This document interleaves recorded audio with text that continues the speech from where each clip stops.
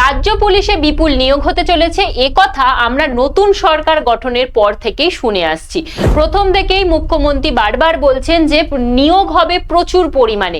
এরপরে আমাদের যখন রাজ্য বাজেট প্রকাশিত হলো সেখানেও আমরা দেখলাম 1,00,000 শূন্য পদে এবারে নিয়োগ হবে এবং তার মধ্যে 20,000 থাকছে পুলিশ। আর ঠিক তারপরেই আমাদের কাছে এই নোটিশটা এলো যে 16,000 নতুন কনস্টেবল নিয়োগ হবে। আজকের আলোচনা আমাদের এই বিষয় নিয়েই যে ঠিক কোন কোন পদে নিয়োগ হবে, তার শিক্ষাগত যোগ্যতা কি থাকবে, বয়স সীমা কি থাকবে, বেতন কাঠামো কি থাকবে, সমস্ত বিষয়টাই আলোচনা করব আজকের এই ভিডিওতে।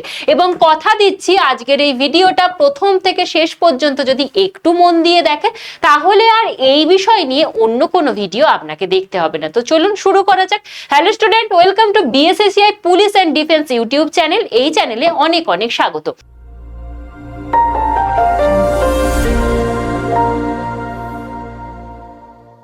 আজকে আমাদের আলোচনার বিষয় হচ্ছে রাজ্য পুলিশে যে বিপুল নিয়োগ হতে চলেছে সেই সংক্রান্ত A to Z আলোচনা। তো প্রথমেই যেটা বলবো যে 16,000 নতুন কনস্টেবল নিয়োগ হবে, এছাড়াও আলাদা করে লেডি কনস্টেবল নিয়োগ হবে, এছাড়াও 3,000 পুলিশ কর্মী নিয়োগ হবে এবং রাজ্যের প্রতিটি থানায় মহিলা হেল্প ডেস্ক চালু হবে এবং ঠিক তার কারণে মহিলা পুলিশও নিয়োগ হতে চলেছে। সুতরাং একাধারে কিন্তু বিভিন্ন পদে নিয়োগ হতে চলেছে এবং তার থেকে মূল যে বিষয়টা যে 16,000 নতুন কনস্টেবল নিয়োগ হবে। তো প্রথমেই যে বিষয়টা বলবো সেটা হচ্ছে দুর্গাপুজোর আগেই এই বিশাল কর্মসংস্থানের সুযোগ আপনাদের সামনে তৈরি হচ্ছে এবং সেখানে টোটাল এই 16,000 শূন্য পদ থাকছে। এবার আমরা একটু দেখে নেব যে আর ঠিক কি কি বলা হয়েছে।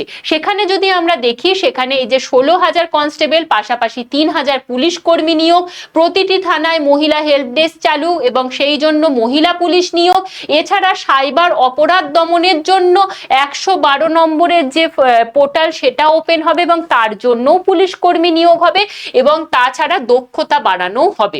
তো এই সমস্ত বিষয়টা তো আলোচনা করবই, তবে তার আগে আমরা একটু জেনে নেব যে পশ্চিমবঙ্গে যে পুলিশ নিয়োগ হয় সেখানে ঠিক কোন কোন পদে নিয়োগ হয়। প্রথম যে পদটা থাকে সেটা হচ্ছে কনস্টেবল ও লেডি কনস্টেবল, তারপরের বিষয়টা থাকে হচ্ছে সাব ইন্সপেক্টর বা লেডি এসআই, এরপর হচ্ছে আমাদের যদি বলি সার্জেন্ট, জেল ওয়ার্ডেন বা ফিমেল ওয়ার্ডেন, এছাড়া থাকে টেকনিক্যাল ও তথ্য প্রযুক্তির পদ, ওয়্যারলেস অপারেটর ও সুপারভাইজার, এছাড়া ড্রাইভার ও অন্যান্য সহায়ক পদ থাকে। তবে আজকের আমাদের মূল আলোচনার বিষয় হচ্ছে এই কনস্টেবল এবং সেখানে অবশ্যই করে লেডি কনস্টেবল। এরপরে আমরা দেখে নেব এই যে কনস্টেবল তার মূল যোগ্যতাটা ঠিক কি লাগে। প্রথমেই যদি বলি শিক্ষাগত যোগ্যতার বিষয়টা, শিক্ষাগত যোগ্যতা হচ্ছে মাধ্যমিক পাস হতে হবে। আপনাকে পশ্চিমবঙ্গের যে কোনো শিক্ষা পর্ষদ থেকে আপনাকে মাধ্যমিক পাস হলেই আপনি কিন্তু অ্যাপ্লাই করতে পারবেন। এরপরে বয়স সীমা থাকতে হচ্ছে আপনাকে 18 থেকে 30 বছর অনুযায়ী এবং সেটা অবশ্যই 1 জানুয়ারি অনুযায়ী। এবার আমি বলে রাখি এখানে কিন্তু +5 হয়েছে। আমরা জানি রাজ্য সরকারের তরফ থেকে 5 বছরের কিন্তু বয়সের ঊর্ধ্বসীমা বাড়ানো হয়েছে। তাহলে আমরা বলতে পারি যে ইওয়ার্ডদের জন্য অর্থাৎ আমাদের জেনারেল ক্যান্ডিডেট তাদের জন্য 35 থাকছে লাস্ট ইয়ার। এরপরে এসসি এসটিরা সরকারি নিয়ম অনুযায়ী 5 বছরের ছাড় পায়, সেক্ষেত্রে এসসি এসটি প্রার্থীরা 40 বছর বয়স পর্যন্ত আবেদন করতে পারছে এবং যে সমস্ত ওবিসি প্রার্থীরা রয়েছে সেই ওবিসি প্রার্থীরা আবেদন করতে পারবে 3 বছর অর্থাৎ 38 বছর বয়স পর্যন্ত আবেদন করা যাচ্ছে। এই হলো বয়সসীমা নিয়ে কারোর যদি কোনো প্রশ্ন থাকে বা বুঝতে অসুবিধা হয় তাহলে আমি আমার ফোন নাম্বারটা দিয়ে রাখছি 9674431123। এই নাম্বারে হোয়াটসঅ্যাপ করবেন, আমি ডিটেলসে বিষয়টা আবারও করে বুঝিয়ে দিতে রাজি আছি। এরপরে আমরা যে বিষয়টা দেখব সেটা হচ্ছে ভাষাগত দক্ষতা। এক্ষেত্রে কিন্তু বাংলা ভাষায় পড়তে, লিখতে, কথা বলতে জানাটা বাধ্যতামূলক। তবে দার্জিলিং, কালিম্পং জেলার পাহাড়ি অঞ্চলের যে সমস্ত বাসিন্দারা রয়েছে তাদের ক্ষেত্রে এটা প্রযোজ্য নয়, তাদের ক্ষেত্রে ছাড় রয়েছে। তাহলে কনস্টেবলের আমরা শিক্ষাগত যোগ্যতা এবং বয়স সীমাটা জানলাম। এর পরবর্তী হচ্ছে মূল যে বিষয়টা সেটা হচ্ছে শারীরিক মাপজোকের বিষয়। তো শারীরিক মাপজোকের বিষয়ে আমরা বলতে পারি যে পুরুষ কনস্টেবলের জন্য উচ্চতা হতে হবে 167 সেন্টিমিটার। আপনার উচ্চতা যদি 167 সেন্টিমিটার হয় তাহলে আবেদন করতে পারছেন। পাশাপাশি বুকের ক্ষেত্রে বলবো পুরুষ প্রার্থীদের জন্য সাধারণ হিসাবে 78 সেন্টিমিটার এবং বুক ফুলিয়ে 83 সেন্টিমিটার হতে হবে।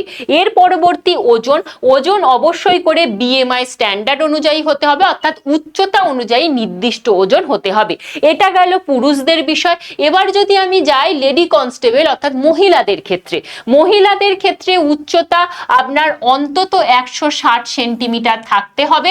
তবে এবারে মুখ্যমন্ত্রী বলেছেন যে এটা 157 করা হতে পারে, 157 সেন্টিমিটার করা হতে পারে। তবে এখনো এর কোনো লিখিত বিষয় আসেনি, আসলে অবশ্যই আমরা জানিয়ে দেব। তো আপনার উচ্চতা যদি 157 থেকে 60-এর মধ্যে হয়ে থাকে তাহলে অবশ্যই আপনি যোগ্য। এরপরে বুকের বিষয় মেয়েদের ক্ষেত্রে নেই এবং ওজন একইভাবে বিএমআই স্ট্যান্ডার্ড অনুযায়ী হবে, অর্থাৎ আপনার উচ্চতা অনুযায়ী ওজনের হিসাবটা হবে। এই হচ্ছে বিষয়। এছাড়া আমাদের রাজবংশী, গোর্খা, গাড়োয়ালি এবং এসটি যেসব প্রার্থী রয়েছেন তাদের ক্ষেত্রে উচ্চতা এবং ওজনে বিশেষ ছাড় পাওয়া যায়। এই গেল শারীরিক বিষয়। এরপরে আমরা দেখে নেব যে শারীরিক সক্ষমতার পরীক্ষা। পুলিশের চাকরির ক্ষেত্রে আমরা জানি এটা একটু মেন হয়ে দাঁড়ায় যে মাঠ পাস করা। মাঠ পাস যদি না করতে পারা যায়, লিখিত পরীক্ষা ভালো দিয়েও কিন্তু কোনো উপায় থাকে না। তো মাঠ পাসের ক্ষেত্রে প্রথম যেটা সেটা হচ্ছে পুরুষ কনস্টেবলের ক্ষেত্রে 1600 মিটার দৌড়াতে হবে 6.5 মিনিটে। 6.5 মিনিটে আপনাকে 1600 মিটার দৌড়াতে হবে। এবং তারপরে মেয়েদের ক্ষেত্রে যদি বলি 800 মিটার 4 মিনিট, কিন্তু এটা বর্তমানে 4.5 মিনিট করা হয়েছে। 4.5 মিনিটে 800 মিটার মেয়েদের ক্ষেত্রে দৌড়াতে হবে। দেখুন, এই দৌড়ানোটা শুধুমাত্র কোয়ালিফাই, আপনি তার আগে করে ফেলছেন কিনা এই বিষয়টা কিন্তু ম্যাটার করে না। আপনি এই সময়ের মধ্যে যে নির্দিষ্ট মিটারটা দিয়েছে সেটা আপনি অতিক্রম করতে পারছেন কিনা এই বিষয়টা দেখা হয়। এবার যদি মেয়েদের ক্ষেত্রে বলি 4.5 মিনিটে 800 মিটার, এটা কিন্তু অনায়াসে পারা যায় একটু যদি প্র্যাকটিস থাকে। তো একটু প্র্যাকটিস থাকলে, বয়স কম থাকলে অনায়াসেই এটা পারা যায়। পরবর্তী যে বিষয়টা সেটা হচ্ছে আমাদের জানতে হবে বেতন কি পাবো। বেতনের ক্ষেত্রে বলবো মূল বেতন হচ্ছে 22,700 থেকে 54,500 টাকা। এছাড়াও এর সাথে কি কি যোগ হতে হবে? অবশ্যই ডিএ যোগ হবে। আমরা জানি যে নতুন সরকার আসার পরে কিন্তু আমাদের ডিএ অনেকটা বৃদ্ধি পেয়েছে। এখন 6 পে লেভেল কমিশন রয়েছে, এটা কিন্তু আবার বৃদ্ধি পাচ্ছে, 7 পে লেভেল কমিশন হবে। সুতরাং এই 7 পে লেভেল কমিশন যখন হবে এই বেতনটা গিয়ে দাঁড়াবে প্রায় ইন হ্যান্ড স্যালারি 50,000 টাকা। আজকের দিনে যদি এটার স্যালারি থাকে 35,000 টাকা, এটা যখনই 7th পে লেভেল কমিশন হয়ে যাবে আপনার ইন হ্যান্ড স্যালারি হবে প্রায় 50,000 টাকা। এছাড়া ডিএ তো পাওয়া যাচ্ছে, এইচআরে পাওয়া যাবে, এইচআরে মানে বাড়ি ভাড়া বাবদ যে ভাতা সেটা পাওয়া যাবে। এছাড়া চিকিৎসা খরচও পাওয়া যায়। এই হচ্ছে মূল বেতনের বিষয়টা। এরপরে আমরা দেখব যে নির্বাচন কিভাবে হবে। নির্বাচনের ক্ষেত্রে বলি প্রথমে কিন্তু মাঠ পাস নয়, প্রথমে আপনাকে একটা লিখিত পরীক্ষা দিতে হবে। এই লিখিত পরীক্ষাটা এমসিকিউ হবে, 85 নম্বরের একটা পরীক্ষা হবে এবং সেখানে কি কি সাবজেক্ট থাকে আমি বলে দিচ্ছি। পরবর্তী এই লিখিত পরীক্ষায় যখন আপনি পাস করে যাচ্ছেন তারপর আপনার মাঠ পাসের বিষয়টা আসছে, অর্থাৎ তারপর আপনার শারীরিক মাপযোগ বা দৌড়ের যে বিষয়টা, ছেলেদের ক্ষেত্রে 1600 মিটার, মেয়েদের ক্ষেত্রে 800 মিটার, সেটা কিন্তু লিখিত পরীক্ষায় পাশ করার পরে। তারপরে লিখিত পরীক্ষা হলো, মাঠ পাস হলো, তারপরে হবে ইন্টারভিউ। এবার এই ইন্টারভিউটাতে এতদিন ছিল 15 নম্বরের সাক্ষাৎকার।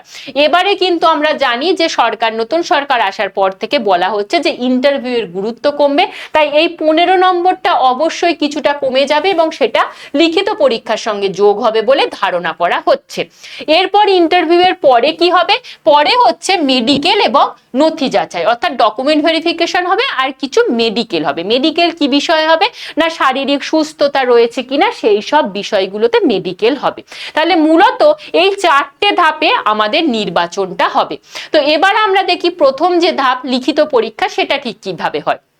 লিখিত পরীক্ষার ক্ষেত্রে লাস্ট যে পরীক্ষা হয়েছে সেখানে টোটাল 85 নম্বরের পরীক্ষা হয়েছে, সময় ছিল 1 ঘন্টা অর্থাৎ 60 মিনিট, এবং সেখানে মূলত যে বিষয়গুলো ছিল 10 নম্বরের ইংরাজি ছিল, তারপর 25 নম্বরের রিজনিং ছিল, 25 নম্বরের সাধারণ জ্ঞান ছিল অর্থাৎ জিকে থেকে, জেনারেল অ্যাওয়ারনেস জিকে এই বিষয় থেকে, আর 25 নম্বরের গণিত ছিল।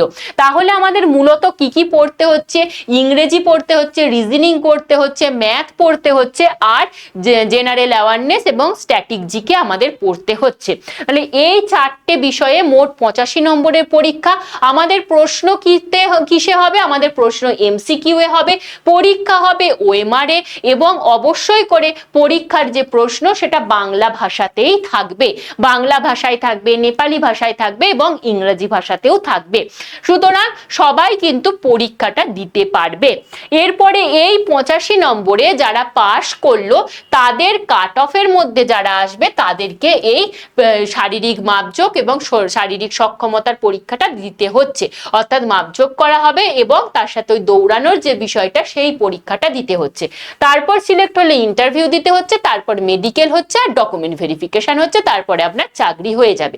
তো এই 16,000 শূন্য পদে এই কনস্টেবল এবং লেডি কনস্টেবলের নিয়োগ বিজ্ঞপ্তি কিন্তু খুব শীঘ্র আসছে। তার জন্য অবশ্যই আপনাকে সঠিকভাবে প্রস্তুতি নিতে হবে। মাঠ পাস তো অবশ্যই মাঠের জন্য প্র্যাকটিস করতে হবে, পাশাপাশি এই লিখিত পরীক্ষাটা থেকেই যেহেতু আগে ছেটে বেছে ফেলা হচ্ছে, তাই লিখিত পরীক্ষার ওপর গুরুত্ব কিন্তু আপনাকে দিতেই হবে। লিখিত পরীক্ষার জন্য অবশ্যই এখন থেকেই নিজেকে প্রস্তুত করতে হবে। তো প্রথম যে বিষয়টা সেটা তো বললাম, এরপরে আমি একটু বলবো যে এই কনস্টেবল থেকে কিভাবে প্রমোশন পাবেন, আরো কিভাবে উঁচু পদে যাবেন সেটাও একটু দেখে নেওয়া উচিত। তো প্রথম আপনি কনস্টেবল হচ্ছেন, কনস্টেবল পদে আপনি চাকরিতে ঢুকছেন, তারপরে আপনি এখান থেকে অ্যাসিস্ট্যান্ট সাব ইন্সপেক্টর এএসআই হতে পারবেন, তারপরে সেখান থেকে আপনি এসআই হতে পারবেন অর্থাৎ সাব ইন্সপেক্টর, মানে আপনি কনস্টেবল পদে ঢুকছেন, তারপরে এএসআই হচ্ছেন, তারপরে কিন্তু সাব ইন্সপেক্টর অর্থাৎ ডবল স্টার কিন্তু আপনার এই জামা ড্রেসে উর্দিতে চলে আসবে। এই হচ্ছে বিষয়। তো যারা এই স্বপ্নটা দেখছেন, এই উর্দির স্বপ্নটা দেখছেন এবং সবাই যারা চাইছেন যে একটা সরকারি চাকরি এবং সেটা বেশ একটু সহজ উপায়ে চাকরি, তাহলে অবশ্যই বলবো পুলিশকে ফোকাস করুন। এই বিষয়ে আমি একটা কথা বলে রাখি, আমি যেহেতু একটা মেয়ে এবং আমি বলতে পারি আমার যে সমস্ত ফ্রেন্ড সার্কেল রয়েছে সেখানে আমরা যে কজন বন্ধু বান্ধব ছিলাম সেই সময় বেশিরভাগ বন্ধু বান্ধব এই মাধ্যমিক পরীক্ষার পরেই তারা পুলিশের চাকরির দিকে ঝুঁকেছিল, এবং যারা ঝুঁকেছিল তারা ঠিক গ্র্যাজুয়েশন মানে পাশ করেনি বা গ্র্যাজুয়েশনে ভর্তি হয়েছে তার মধ্যে একটি সরকারি চাকরি পেয়ে গিয়েছিল, এবং তাদের মধ্যে বেশিরভাগ জনই আজ 9 এসআই না হলে আইবিতে চাকরি করছে। তাহলে অবশ্যই এই স্বপ্নটা আপনিও দেখুন এবং অবশ্যই করে নিজের স্বপ্নকে দ্রুত পূরণ করুন, এবং অবশ্যই করে বলবো নিজে তো সেলফ স্টাডি করতেই পারেন এই বিষয়গুলো, আর যদি মনে করেন আমাদের হাত ধরে নিজের প্রিপারেশনটা শুরু করবেন তাহলে আপনাদের জন্য রয়েছে উর্দি ব্যাচ, যেই ব্যাচে আপনারা জানেন যে গ্রাম পঞ্চায়েতেরও রিক্রুটমেন্ট আসতে চলেছে, সেই গ্রাম পঞ্চায়েত কিন্তু ফ্রি দেওয়া হচ্ছে। এটা রথের অফার ছিল, সেই অফারটা এখনো এক্সটেন্ড করা হয়েছে। তো যারা চাইছেন তারা অবশ্যই কিন্তু এই মিশন উর্দির সাথে আমাদের পঞ্চায়েতের ব্যাচটা নিয়ে নিতে পারেন। কিভাবে নেবেন? অবশ্যই আমাদের এই অ্যাপ ডাউনলোড করুন, বিএসএসসিআই ডিজিটাল লার্নিং অ্যাপ। সেই অ্যাপ ডাউনলোড করে নিজের পেড কোর্সের মাধ্যমে আপনি যুক্ত হতে পারেন। আমি এখানে আমার ফোন নাম্বারটা দিয়ে রাখলাম, যদি যে কোনো প্রশ্ন থাকে আমাকে নির্দ্বিধায় হোয়াটসঅ্যাপ করুন, আমি অবশ্যই রিপ্লাই দেবো 9674431123। এই নাম্বারে আপনি নির্দ্বিধায় হোয়াটসঅ্যাপ করুন আপনার যা প্রশ্ন রয়েছে। তো অবশ্যই বলবো যারা চাইছেন তারা অবশ্যই করে যুক্ত হয়ে যেতে পারেন কিংবা সেলফ স্টাডি করতে পারেন। এছাড়াও বলবো এই চ্যানেলটিতে চোখ রাখুন, এই চ্যানেলে কিন্তু প্রতিদিন রাত 9টা থেকে আমাদের ক্লাসও দেওয়া হয়, তো সেই ক্লাসগুলোও করে অনেকটাই উপকৃত হতে পারবেন। আজ এই পর্যন্তই। সবাইকে বলবো সরকারি চাকরির স্বপ্নটা দ্রুত পূরণ করে ফেলুন। সরকার পাল্টেছে, সময় এসেছে, এই সুযোগ হাতছাড়া করবেন না। Thank you.